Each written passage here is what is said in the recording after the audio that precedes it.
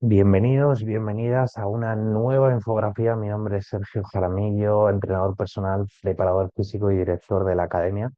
Vamos a por el tema que nos reúne hoy.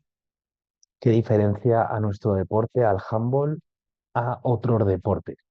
No solo para decir que somos uno de los deportes más espectaculares del mundo, que por supuesto lo es, y si estás aquí es porque también el balonmano es tu deporte favorito, sino ver cómo podemos hilar más fino en la preparación física y adaptarlo a lo que necesita nuestro deporte, de manera que si cogemos ideas de otros deportes, de preparadores físicos o academias que nos gusten, podamos adaptarla al 100% a lo que exige nuestro deporte y podamos aprovechar mucho mejor nuestros esfuerzos, porque como todos sabemos, el tiempo es limitado y muchas veces las horas semanales de preparación física son escasas. Entonces vamos a aprovechar bien esos esfuerzos y ese tiempo que tenemos disponible en el gimnasio o en la pista para que no se nos escape nada. Vamos a por ello. A menudo caemos en el error de empezar a programar o directamente aplicar en el campo sin sentarnos a pensar, vale. ¿Esto realmente tiene relación con el balonmano? He copiado tal cual un ejercicio de YouTube, de Instagram o de TikTok o lo he adaptado. ¿Sabemos realmente qué tiene de particular el balonmano?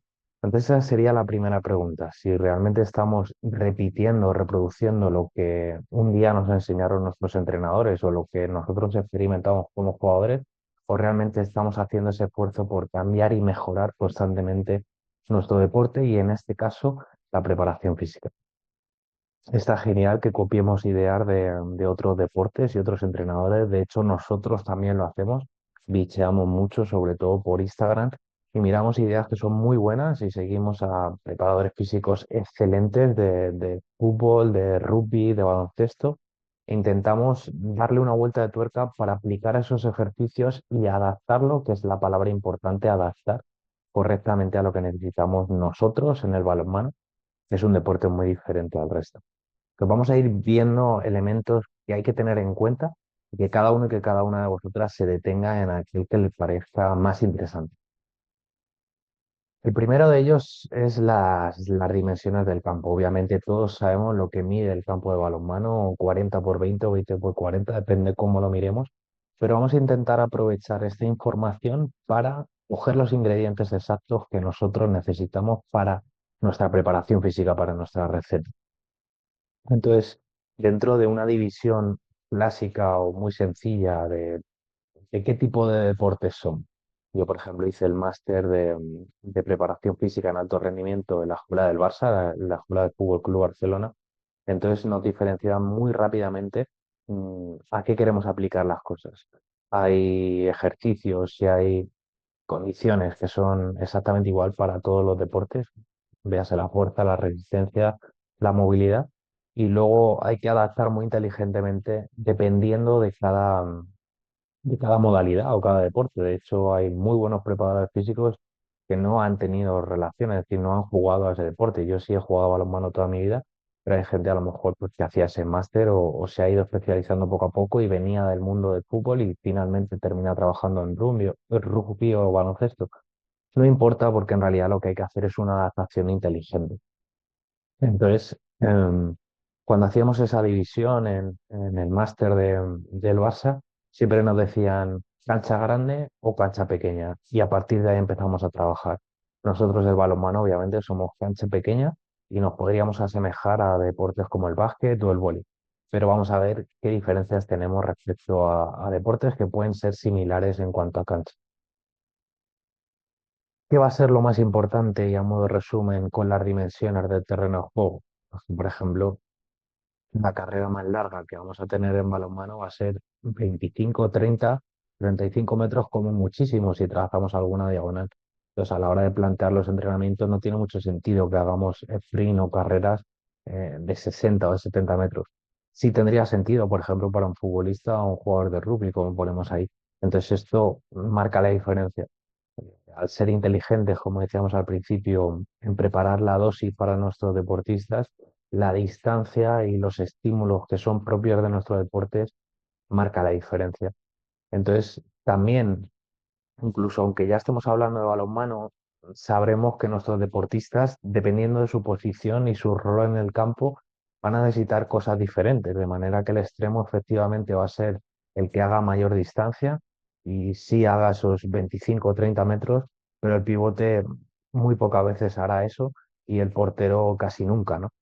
Entonces, volviendo al ejemplo del portero, pues si tenemos realmente nuestro equipo y lo necesitamos, cambios ataque-defensa para conseguir ese jugador extra, pues tendremos que entrenar a los porteros para que tengan muy buen sprint de 20 metros, que es más o menos lo que necesitan desde el área a la zona de cambios. Entonces ya ahí simplemente queremos sembrar esa curiosidad y esa alerta de decir, oye, lo que estoy haciendo hasta ahora está bien o podría estar un poquito mejor.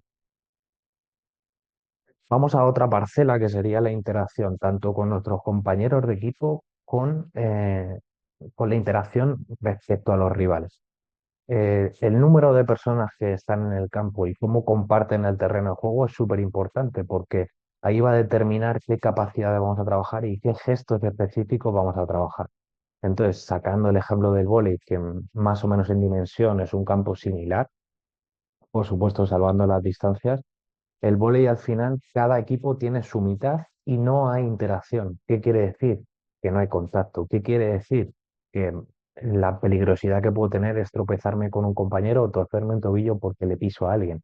Pero no tengo ese elemento que me marca la intensidad tanto en el balonmano como es que estamos luchando por un pedazo de terreno de juego. Entonces, aunque efectivamente, en el vóley y en el balonmano hay mucho salto, hay mucho cambio de dirección, hay mucha frenada y hay mucha aceleración. El que no compartamos terreno de juego, eso marca la diferencia. Otro ejemplo también, por seguir hilando y dando más opciones, sería el básquet. El básquet se parece en cierta manera bastante al balonmano en dimensiones, número de jugadores obviamente es similar, pero no tanto, 5 o 7. Hay muchos saltos, hay mucho cambio de dirección, también se juega con la mano, se bota, pero claro, lo mismo que en el vóley, incluso más, ¿no? Si compartimos el terreno de juego, luchamos por un lugar, intentamos meter canasta, pero claro, lo que se permite en el reglamento es muy diferente. Las defensas son mucho más light, el contacto es mucho más light y eso me cambia completamente la película. Al igual que también que el objetivo sea un aro pequeño o que sea una portería grande guardada por un portero, un guardameta, pues me cambia la película, ¿no? Entonces son pequeños matices que a la hora de plantear una serie de ejercicios o plantear un circuito o preparar una sesión son importantes y que tenemos que tener en cuenta. Espera, continuamos adelante, pero antes os quiero invitar a que comentéis, a que nos escribáis, a que nos deis vuestra opinión.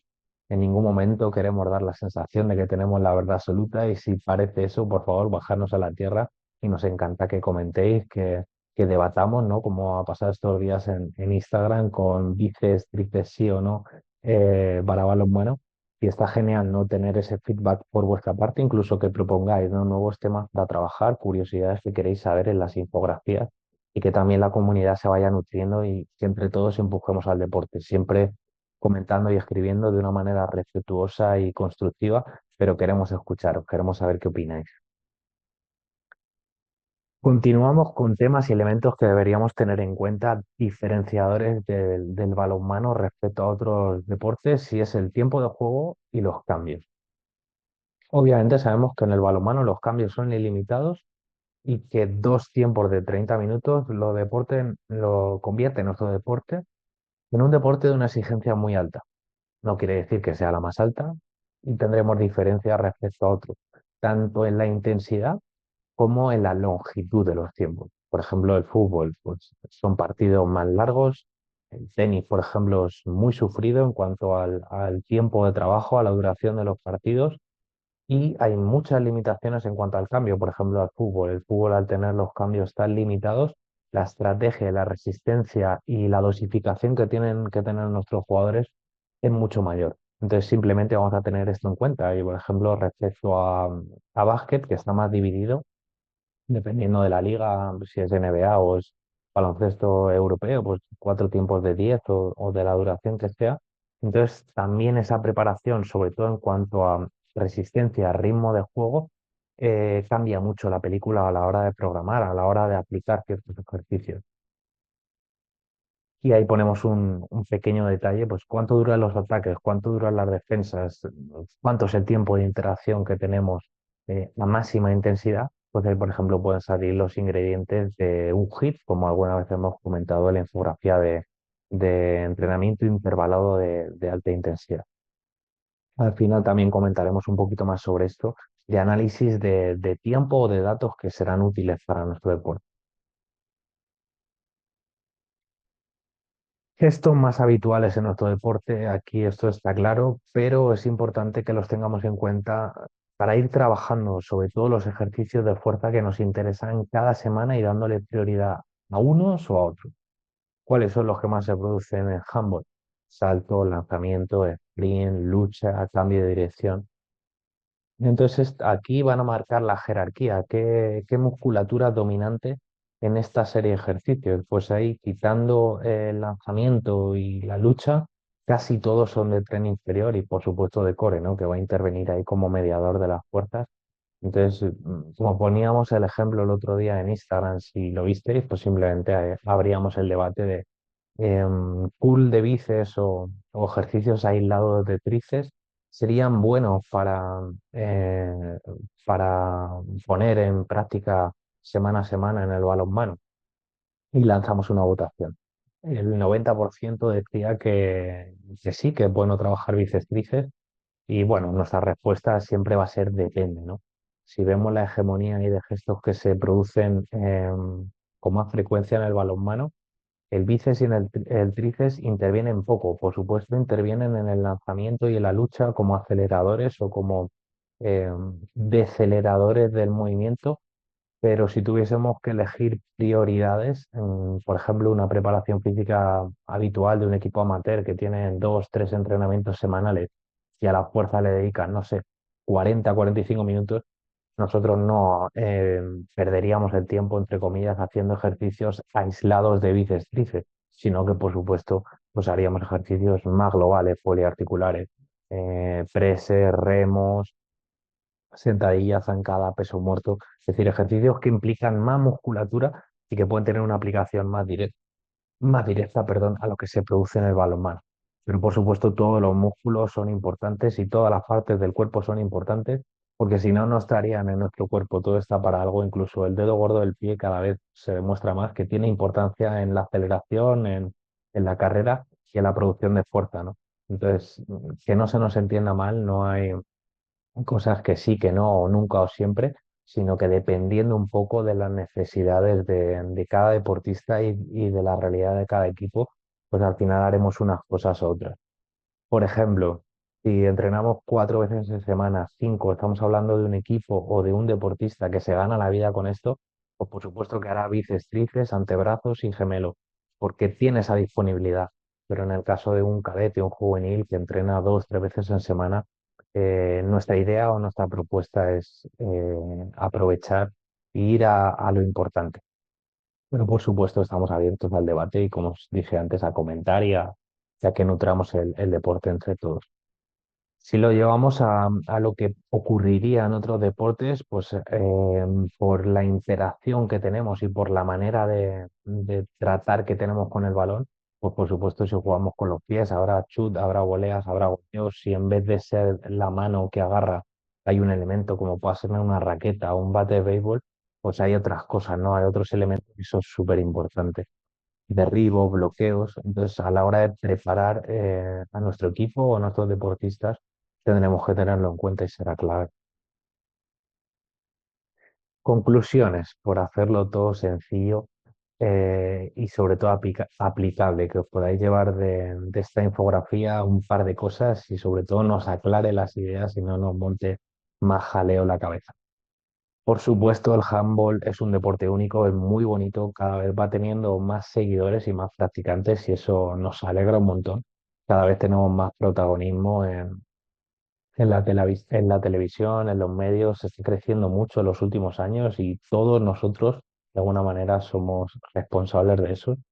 Pero lo que tenemos que quedarnos es que tiene unas características muy peculiares, muy diferentes respecto a otros deportes en cuanto a contacto, intensidad, manifestaciones de la fuerza, reglamento, número de jugadores y cómo interaccionamos tanto con nuestros compañeros como con los rivales. Por eso lo que nosotros intentamos transmitir es que es imprescindible adaptar nuestros entrenamientos a esta realidad, a lo que es el balonmano y a lo que es nuestra liga, a lo que es nuestro nivel. Si somos infantiles, si somos cadetes, si somos senior, pero estamos trabajando en una liga de bronce, en una liga de plata, la realidad es completamente diferente de lo que vemos en la tele, en la Champions o en unos Juegos Olímpicos. Y lo más importante de todo es cuestionarse. Y los primeros es a nosotros, no os creáis nada de lo que yo digo o de lo que dice cualquiera de mi equipo o de nuestros profesores. Siempre hay que intentar darle una vuelta a cuestionarnos si lo que leemos, lo que escuchamos o lo que aprendemos es válido y es aplicable para nuestro deporte y hacernos nuestra propia receta de todo lo que hemos aprendido de nuestros entrenadores, de nuestros compañeros, de los diferentes equipos en los que hemos pasado o los diferentes libros o academias que nos han enseñado, coger lo que realmente nos sea útil, no creernos nada. Y ya como pequeños deberes extra, os aconsejamos, ampliando un poco lo que decíamos al principio, es observar, analizar, sacar datos de nuestra liga y de nuestra realidad para que podamos ajustar mucho mejor la carga y los estímulos que necesitamos para nuestra preparación física. Como decíamos antes, cuánto duran nuestros ataques, nuestras defensas, nuestros repliegues, cuántos goles encajados se suelen necesitar para que ganemos los partidos, pues dependiendo de dónde nos estéis escuchando, en Chile, en Argentina o en España, pues con un marcador de 15 o 20 goles en contra se ganarán los partidos o no. Igual los marcadores son muy largos y siempre cada equipo va a un mínimo de 30 a 35 goles, será completamente diferente para cada uno de vosotros y vosotras. Y en mi caso, en mi liga, ¿qué necesito? Más fuerza horizontal, más fuerza vertical, más resistencia, más explosividad. ¿Qué quiere decir esto? Que si somos ligas en las que hay gente muy grande, hay gente que salta mucho, pues al final necesitamos más fuerza vertical, ¿no? Es decir, necesitamos saltar más.